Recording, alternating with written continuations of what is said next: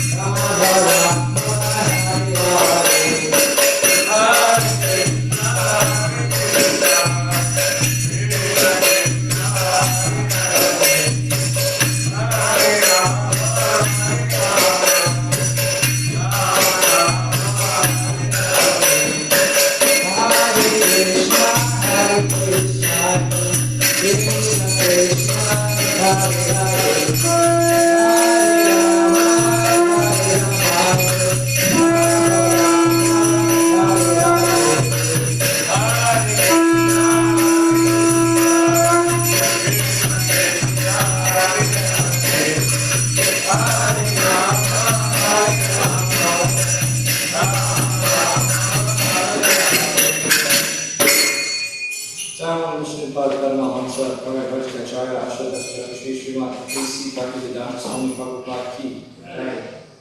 Jai Om Vishnu Paramahansa Bhagavata Jaya Shri Chandrasekhar Shri Srimad Bhaktisiddhanta Saraswati Goswami Maharaj Prabhupada ki Jai. Natha Vaishnava Guru ki Jai. Shri Radha Krishna Gopinath Shyam Radha Guru Govardhan ki Jai. Shri Krishna Kirtan Shri Radha Shri Saraswati ki Jai. Vrindavan Dham ki Jai. Radha ki Jai. Madhuri Dham ki Jai.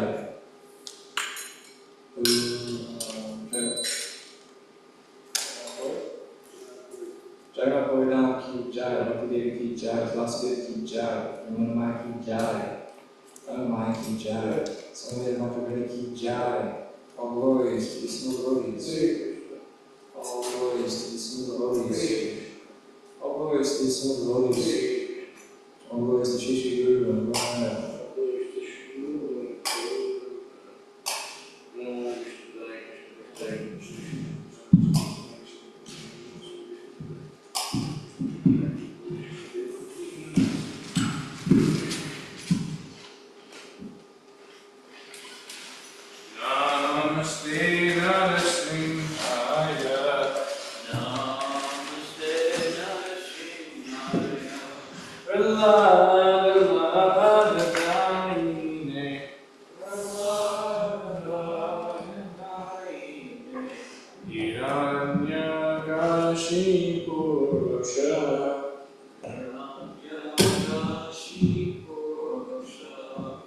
Shila Pankana Kalaye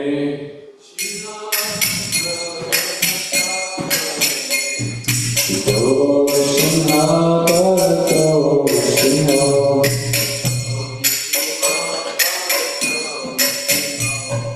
Yato Yato Yatato Shinha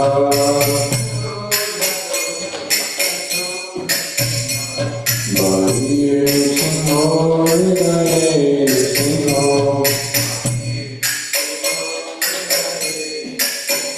Narasimha Mune Sharanam Gatabe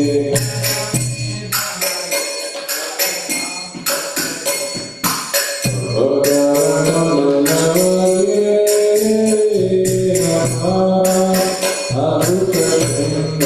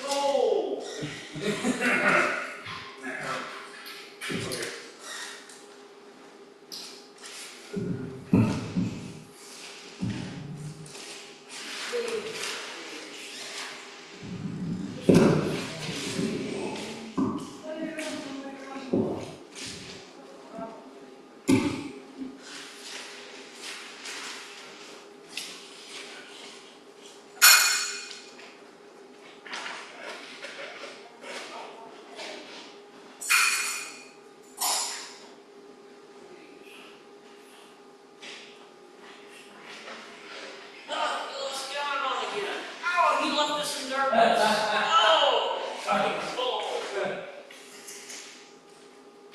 He's so crafty, so quick. So, never mind, I'll tell you after class. I'll tell you after class. This is for me and you? These two schools? For you and I? Yeah. Yeah, we lost Don on. He disappeared. He's just Mr. Yogi disappeared. I'll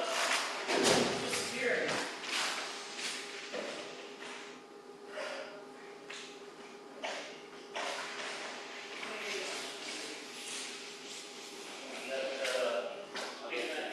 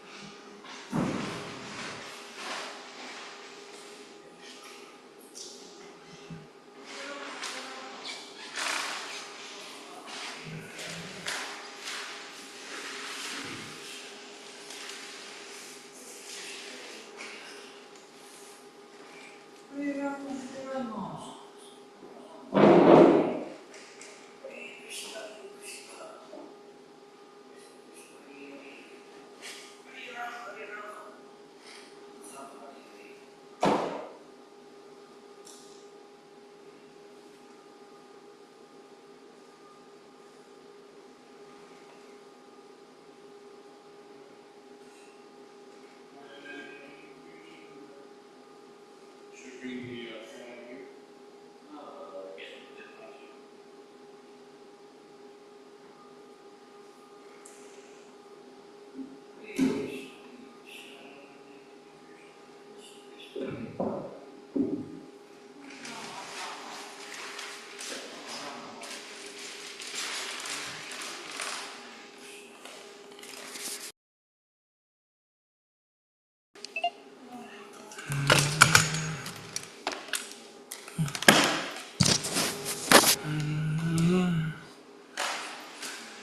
Oops.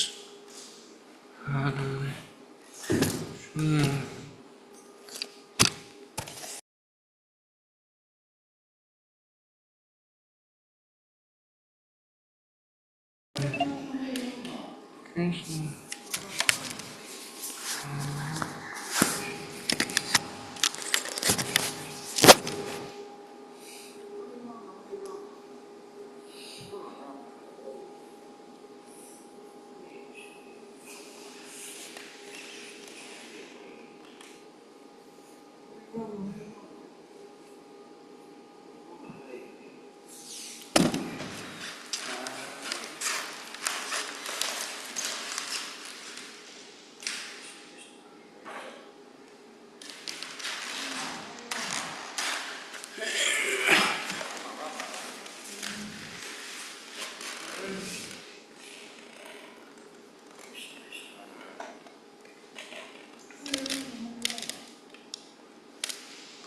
Bhagavad Gita, Ki Jai. Starting with the introduction prayers on page 1. Om Jnanatimidandasya Jnananjana Shalakaya Chakshurunmilitam Yena Tasmai Shri Gurave Namaha Shri Chaitanya Manobhishtam Stapitam Yena Bhutale Swayam Rupa Kalamayam Dadati Swapadantikam Vandeyam Shri Guru Shri Yuta Palakamalam Shri Gurun Vaishnavam Shri Rupam Sangajatam Saharana Raghunatham Vitam Tam Sajivam Sadvaitam Savadutam Parijana Sahitam Krishna Chaitanya Devam Shri Radha Krishna Padam Saharana Lalita Shri Vishakam Vitam Nischa He Krishna Karuna Sindhu Dinabandhu Jagatpate Gopesha Gopika Kanta Radha Kanta Namostute Tapta Kanchana Gaurangi Radhe Vrindavaneshwari Prikabhanu Sute Devi Pranamami Haripriye Panchakalpatarubhyascha Kripa Sindhubhyeva cha Patithanam Pavanebhyo Vaishnavebhyo Namo Namah Shri Krishna Chaitanya Prabhu Nityananda Shri Advaita Gadadhar Srivasadi Gaura Bhaktivinoda Hare Krishna Krishna Krishna Hare Hare Hare Rama Rama Rama Hare Hare. We're starting a Bhagavad Gita reading class. Starting on chapter 3, text 36.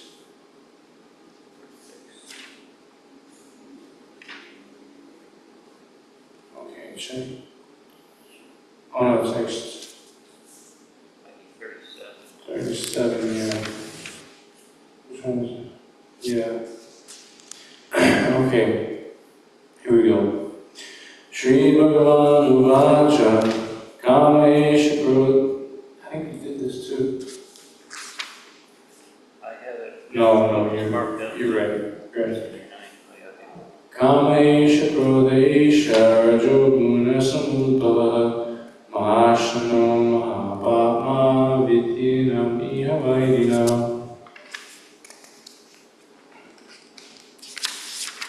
Translation. The Blessed Lord said, "It is lust only, Arjuna, which is born of contact with the material modes of passion, and later transformed into wrath, and which is the all-devouring, sinful enemy of this world." Text 38.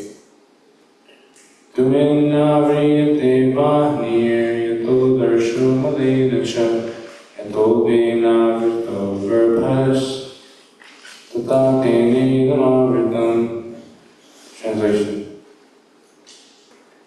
As fire is covered by smoke, as a mirror is covered by dust, or as the embryo is covered by the womb, similarly, the living entity is covered by different degrees of this lust. Text 39. Avritam jnanitena jnanino nityavaidina kamarupena kunteya dushpurina nalena cha. Translation. Thus a man's pure consciousness is covered by his eternal enemy in the form of lust, which is never satisfied and which burns like fire. Text 40. Indriyani manobudhir asyadishtanam uchate etarvimopayatyesha jnanam avrityante hinam. Translation. The senses, the mind, and the intelligence are distinct places of this lust, which veils the real knowledge of the living entity and bewilders him. Text 41.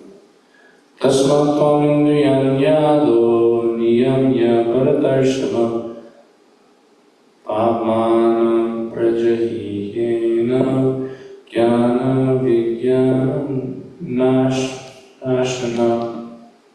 Translation. Therefore, O Arjuna, best of the Bhagavatas, in the very beginning, curb this great symbol of sin, lust, by regulating the senses, and slay this destroyer of knowledge and self-realization. Text 42. Indriyani paranyahu Indriyebhya param manaha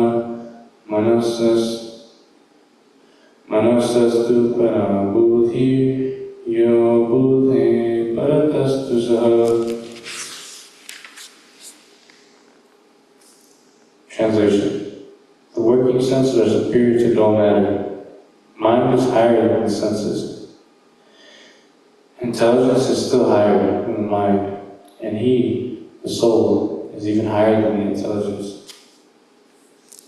Text 43. Evam buddhe param buddhva samstadyatmanam atmana chahi shatram mahabaho kamo Rasada. Translation. Thus knowing oneself to be transcendental to material senses, mind, and intelligence, one should control the lower self by the higher self, and thus, by spiritual strength, conquer the insatiable enemy known as lust.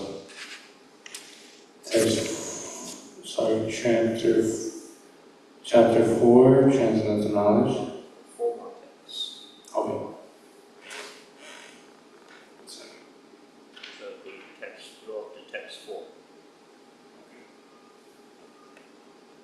Text 1. Okay. Science. Guess. My nose. Your finger.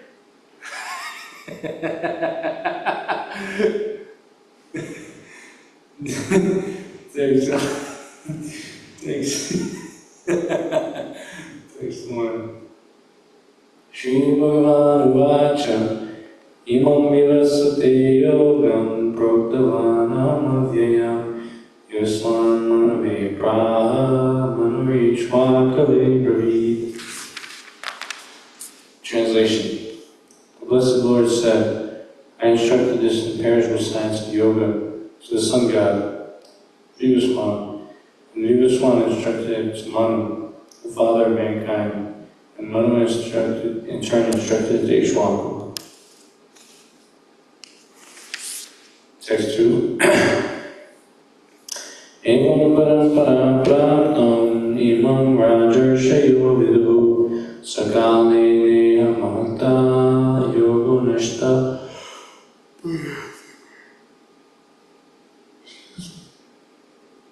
Translation. This supreme science was thus received through the chain of dissolute succession, and the saintly kings understood it in that way. But in course of time, the succession was broken, and therefore, the science as it is appears to be lost. Text 3. Sevayam yatedya yoga prokta puratana bhakto sime sakha cheti rahasyam yetaduttamam. Translation. That very ancient science of the relationship with the Supreme is today told by me to you, because you are my devotee, as well as my friend. Therefore, you can understand the transcendental mystery of this science. Last text, text 4. Arjuna uvacha aparam bhavato janma param janma vivasvata katam meta vijaniyam tvam ado proktavaniti. Translation. Arjuna said, the sun god Vivaswan, senior by virtue, how am I to understand that in the beginning you instructed this science to him? Returning to text 37.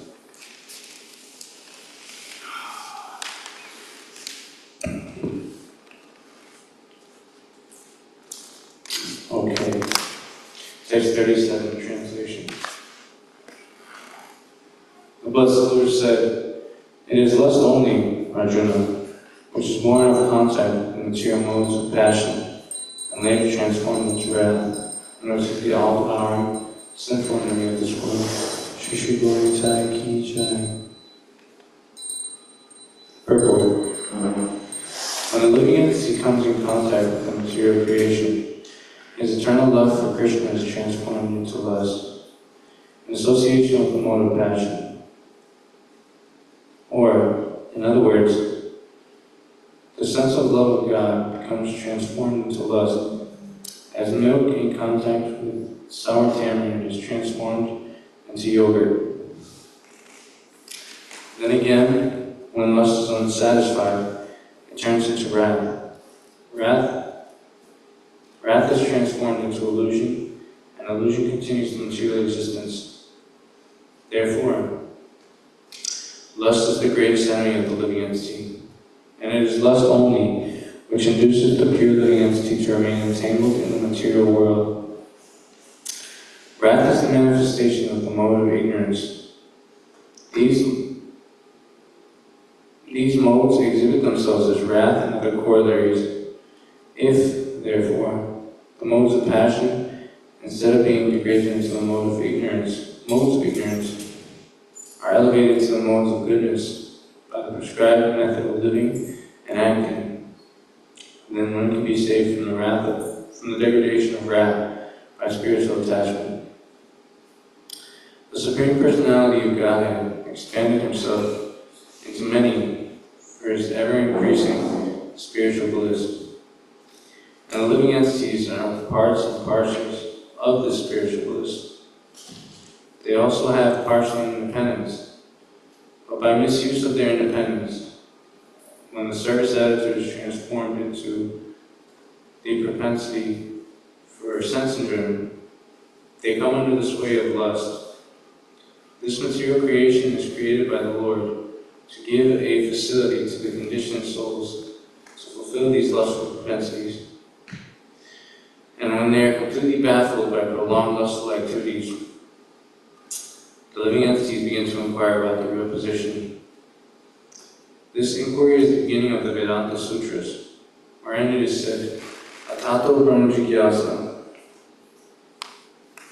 One should inquire into the Supreme. And the Supreme is defined in Srimad Bhagavatam as Janmadhyasya Yato Nvaya Itarascha, or the origin of everything is the Supreme Brahman. Therefore, the origin of lust is also in the Supreme. If, therefore, lust is transformed into love for the Supreme, or transformed into Krishna consciousness, or, in other words, desiring everything for Krishna, then both lust and wrath can be spiritualized. Hanuman, the great servitor of Lord Ram, engaged his wrath upon his enemies for the satisfaction of the Lord. Therefore, lust and wrath, when they are employed in Krishna consciousness, become our friends instead of our enemies. Text 38. As fire is covered by smoke, as a mirror is covered by dust, or as the embryo is covered by the womb, similarly the living entity is covered by the different degrees of this lust. Report. There are 3 degrees of covering of the living entity by which his pure consciousness is obscured. This covering is but lust under different manifestations like smoke in the fire, dust on the mirror, and the womb about the embryo. When lust is compared to smoke, it is understood that the fire of the living spark can be a little perceived. In other words, when the living entity exhibits his Krishna consciousness slightly, he may be likened to the fire covered by smoke. Although fire is necessary where there is smoke, there is no overt manifestation of fire in the early stage. This stage is like the beginning of Krishna consciousness. The dust on the mirror refers to the cleansing process of the mirror of the mind by so many spiritual methods. The best process is to chant the holy names of the Lord. The embryo is covered by the womb is an analogy for illustrating a helpless position. But the child in the womb is so helpless that he cannot even move. This stage of living conditions can be compared to that of the trees. The trees are also living entities, but they have been put in such condition of life by such great exposition of lust, they are almost void of all consciousness. The covered mirror is compared to the birds and the beasts, and the smoke is covered, and the smoke-covered fire is compared to the human being. In the form of a human being, the living entity may revive a little Krishna consciousness, and if he makes further development, the fire of spiritual life can be kindled in the human form of life. Be careful handling of the smoke and the fire. The fire can be made to blaze. Therefore, the human form of life is a chance for the living entity to escape the entanglement of material existence. In the human form of life, one can conquer the enemy, lust, by cultivation of Krishna consciousness under able guidance.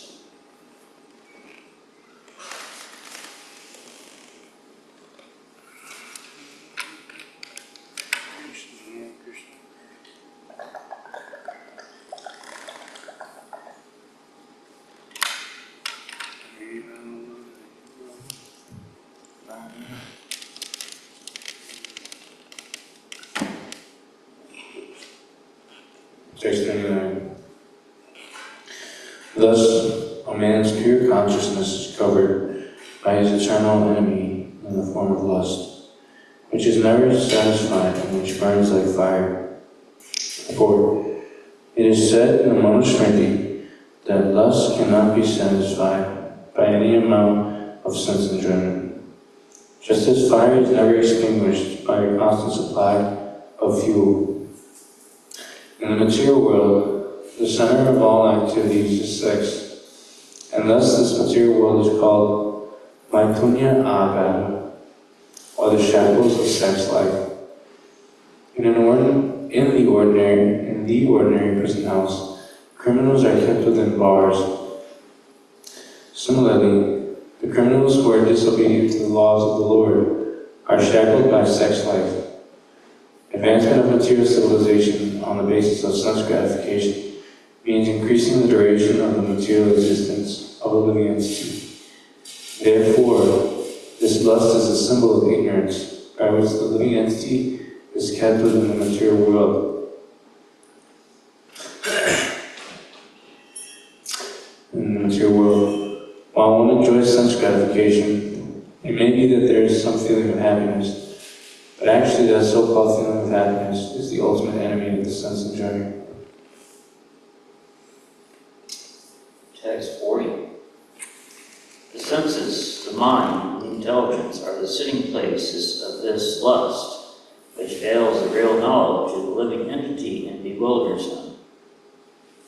Report.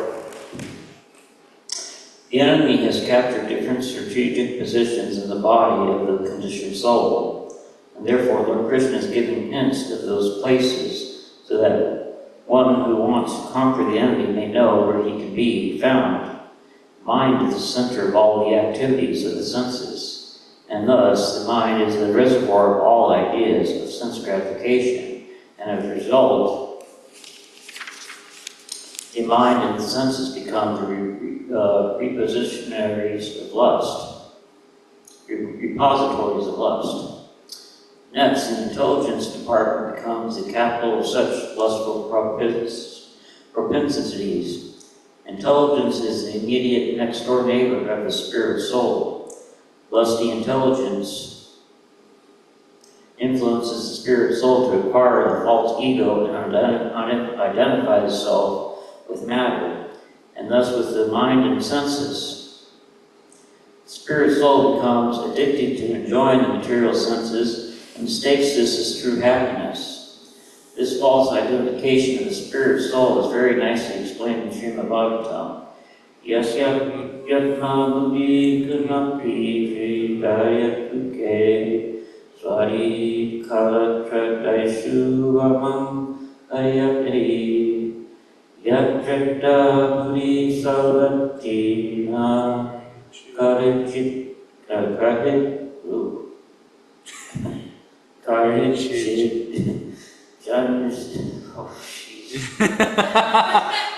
Janas Avidas Yanasu Saeva Gokara. A human being who identifies his body made of three elements with his self, who considers the byproducts of the body to be his kinsmen, who considers the land of earth as worshipful, and who goes to the place of pilgrimage simply to take a bath rather than meet men of transcendental knowledge there, it be considered as an ass or a cow.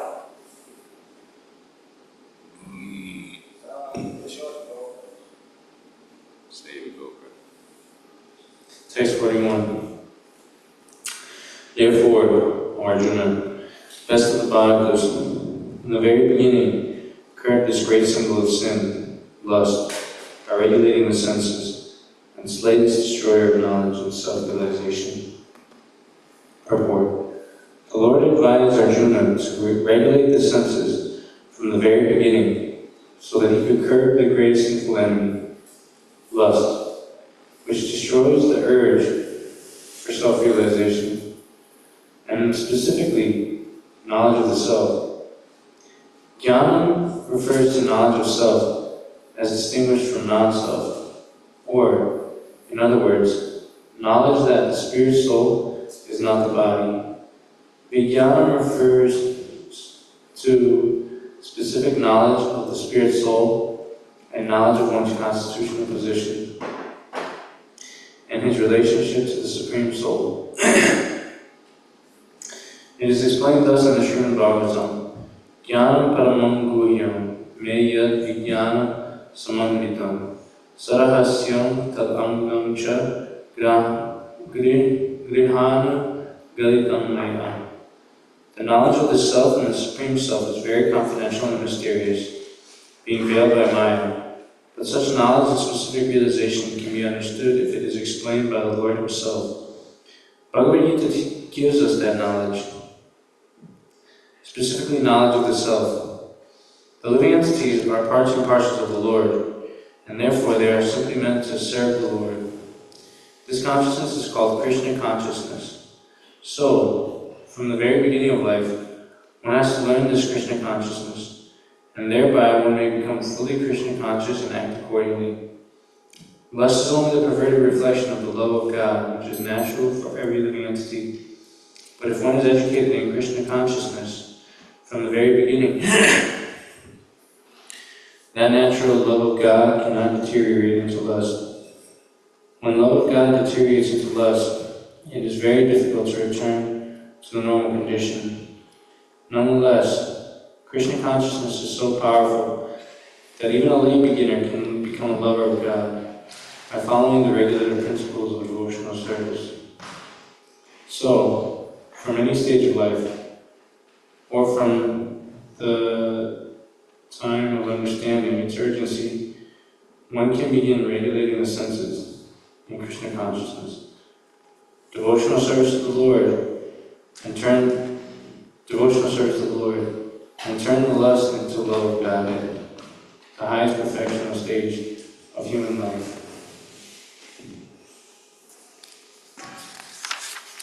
Text 42. The working senses are superior to dull matter. Mind is higher than the senses. Intelligence is still higher than the mind. And he, the soul, is even higher than the intelligence. Report. The senses are different outlets for the activities of lust. Lust is reserved within the body, but is given vent through the senses. Therefore, the senses are superior to the body as a whole. These outlets are not in use when the superior consciousness or Krishna consciousness. In Krishna consciousness, the soul makes direct connection with the Supreme Personality of Godhead. Therefore, the bodily functions as described here ultimately end in the Supreme Soul. Bodily action means the functions of the senses, and stopping the senses means stopping all bodily actions. But since the mind is active, then, even though the body may be silent and at the rest, the mind will act as it does during dreaming. But above the mind, there is determination of the intelligence. And above the intelligence is the soul proper. If therefore the soul is directly engaged in the Supreme, naturally all other subordinates, namely the intelligence, mind, and the senses, will be automatically engaged. In the Katha Upanishad, there is a passage in which is said that the objects of the sense gratifications are superior to the senses, and the mind is superior to the sense objects. If therefore the mind is directly engaged in the service of the Lord constantly, then there is no chance of the senses becoming engaged in other ways. This mental attitude has already been explained. If the mind is engaged in transcendental service to the Lord, there is no chance of its being engaged in transcendental service to the Lord. The mind is engaged in transcendental service to the Lord, there is no chance of its being engaged in the lower propensities. In the Kanta Upanishad, the soul has been described as Maha, the Great. Therefore, the soul is above all, namely, the sense objects, the senses, the mind, and the intelligence. Therefore, directly understanding the constitutional position of the soul is a solution of the whole problem. With intelligence, one has to seek out the constitutional position of the soul and then engage the mind always in Krishna consciousness. That solves the whole problem. The neophyte spiritualist is generally advised to keep aloof from the objects of senses. One has to strengthen the mind by use of intelligence. If by intelligence one engages one's mind in Krishna consciousness by complete surrender to the Supreme Personality Godhead, then automatically the mind becomes stronger. And even though the senses are very strong, like serpents, they will be no more effective than serpents with broken fangs. But even though the soul is the master of the intelligence of mind, and the senses also, still, unless it is strengthened by association with Krishna and Krishna consciousness, there is every chance of falling down due to the agitated mind. Text 43, translation. Thus, knowing oneself to be transcendental to material senses, mind and intelligence, one should control the lower self by the higher self, and thus, by spiritual strength, conquer the insatiable enemy known as lust. Purport. This third chapter of the Bhagavad Gita is conclusively directive to Krishna consciousness by knowing oneself as the eternal servitor of the Supreme Personality of Godhead, without considering impression of voidness as the ultimate end. In the material existence of life, one is certainly influenced by propensities for lust and desire for dominating the resources of material nature. Desire for overlording and sense gratification are the greatest enemies of the conditioned soul. But by the strength of Krishna consciousness, one can control the material senses, the mind, and the intelligence. One may not give up work and prescribed duties all of a sudden, but by gradually developing Krishna consciousness,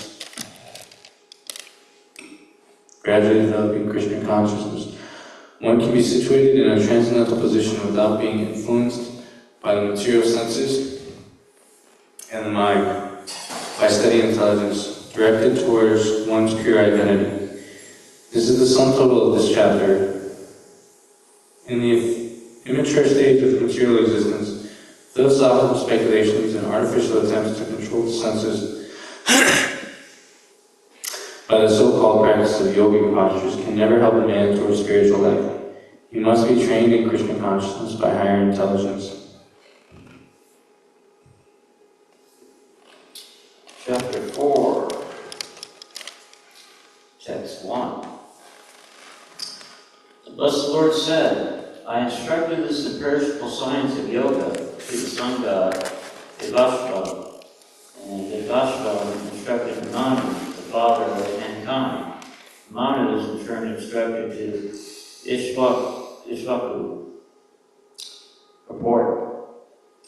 Herein we find the history of the Bhagavad Gita traced from the remote time when it was delivered to the royal order, the kings of all planets. This science is especially meant for the protection of the inhabitants, and therefore the royal order should understand it in order to be able to rule the citizens and protect them from the material bondage to lust. Human life is meant for cultivation of spiritual knowledge, an internal relationship with the Supreme Personality Godhead. And the executive heads of all states and all planets are obliged to impart this lesson to the citizens by education, culture, and devotion.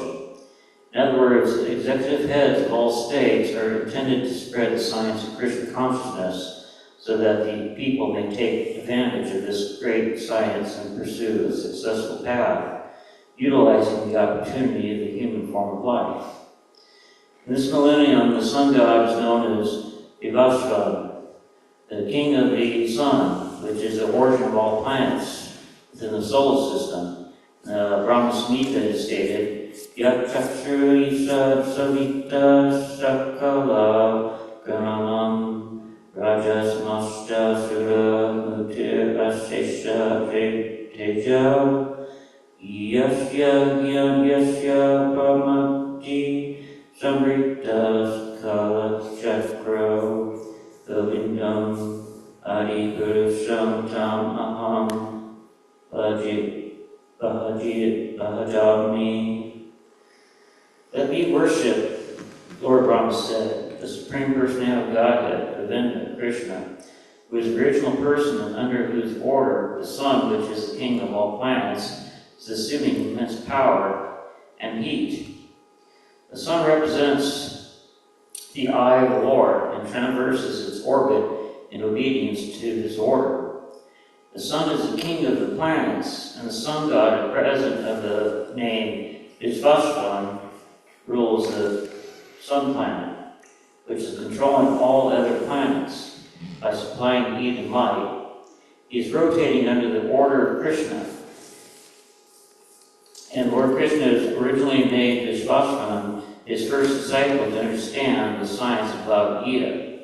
The Gita is not therefore a speculative treatise for the insignificant mundane scholar, but is a standard book of knowledge coming down from time immemorial. In the Mahabharata, Samti Prabhu 348, 51 through 52, we can trace out the history of the Gita as follows. Treta Yugandu Chatato Vishvavam Manve Dalu Manuschaloka Pritidatam Sutayat Wakave Dalu Ishvakuna Chakatito Vayakya Lukan Avashakita. The beginning of the Treta Yuga millennium, the science of the relationship of the Supreme was delivered by Vishvashvan to Manu. Manu, being the father of mankind, gave it to his son Miraj Ishvaku, the king of this earth planet, forefather of the Raghu dynasty, in which Lord Ramachandra appeared. Therefore, Bhagavad Gita existed in human society from the time of Miraj Ishvaku. Present moment, we have just passed through 5,000 years of the Kali Yuga, which lasts 432,000 years.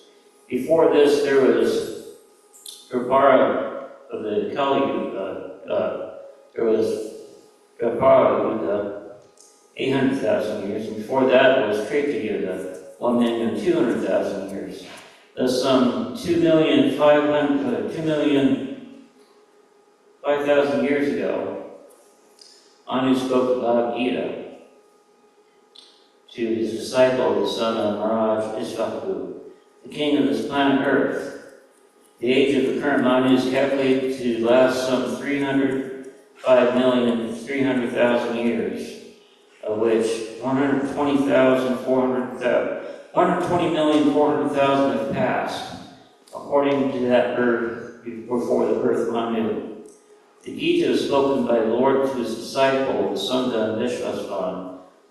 A rough estimate is that the Gita was spoken at least 120,400,000 years ago, and in human society has been extant for 2 million years.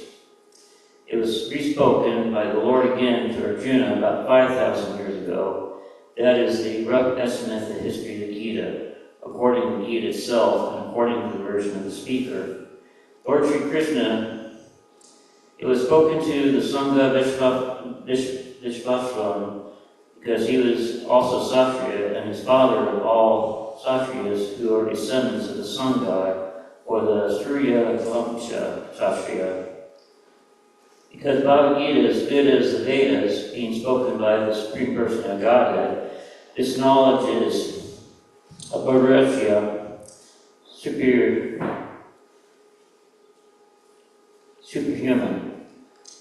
Since the Vedic instructions are accepted as they are without human interpretation, the Gita must therefore be accepted without mundane interpretation. Mundane wranglers may speculate on the Gita in their own ways, but that is not Bhagavad Gita as it is. Therefore, Bhagavad Gita has to be accepted as it is. In the split succession, as it is described here, that the Lord spoke to the sun god spoke to his son Manu, and Manu spoke to his son Ishvaku.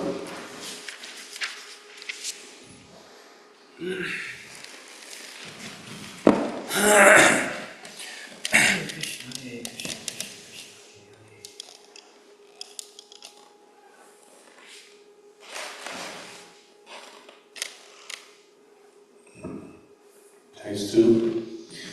This supreme science was thus received through the chain of disciplic succession, and the same kings understood it in that way.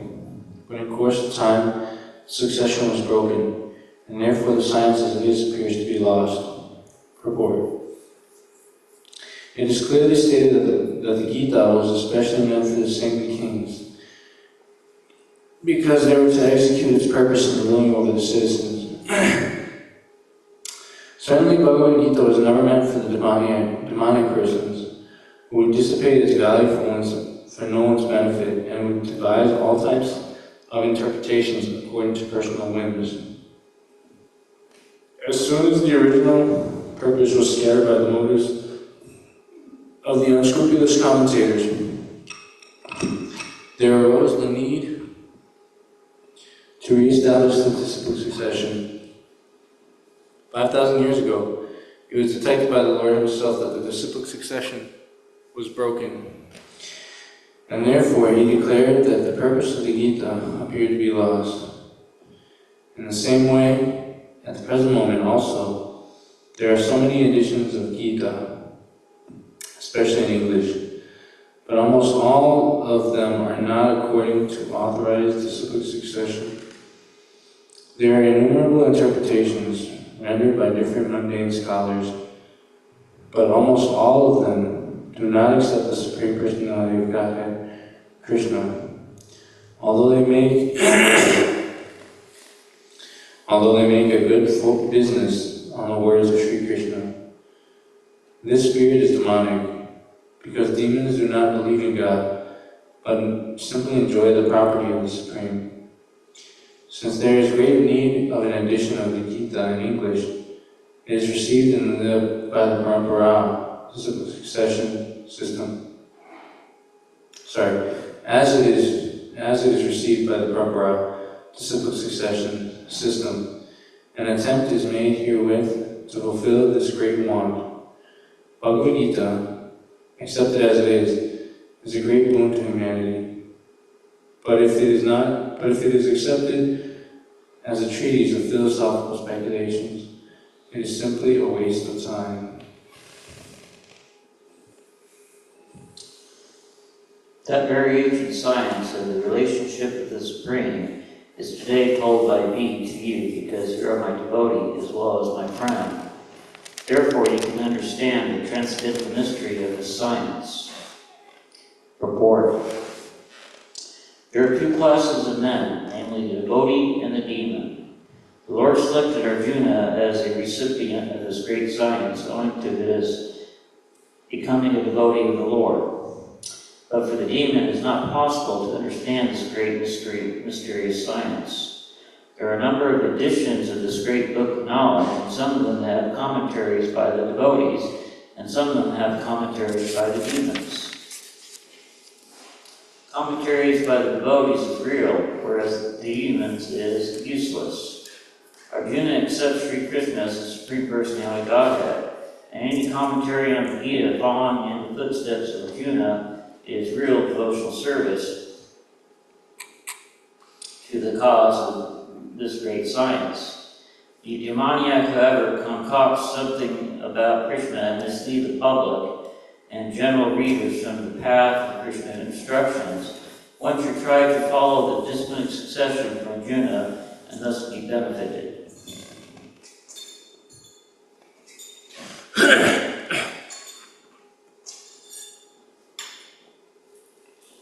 Text 4. Arjuna said, the Sangha Swami is senior by birth to you. How am I to understand that in the beginning you instructed this science to him? Purport. Arjuna is an accepted devotee of the Lord, so how could he not believe Krishna's words?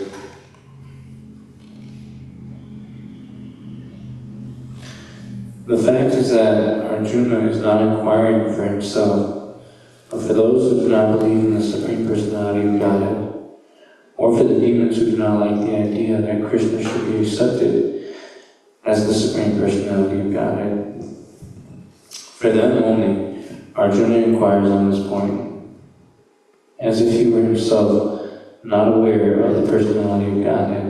or Krishna. As it will be evident from the 10th chapter, Arjuna knew perfectly well that Krishna is the Supreme Personality of God, the fountainhead of everything, and the last word of transcendence. Of course, Krishna also appeared as the son of Devaki on this earth. How Krishna remained the same Supreme Personality of Godhead, the eternal, original person, is very difficult for an ordinary man to understand. Therefore, to clarify this point, Arjuna put this question before Krishna, so that he himself could speak authoritatively. That Krishna is the Supreme Personality, Krishna is the Supreme Authority, is accepted by the whole world, not only at present, but from time immemorial. And the demons alone reject him. Anyway, since Krishna is the authority accepted by all, Arjuna put this question before him in order that Krishna would describe himself without being depicted by the demons who always try to distort him in a way understandable to the demons and their followers. Bhagavad Gita Ki Jai. Hare Krishna.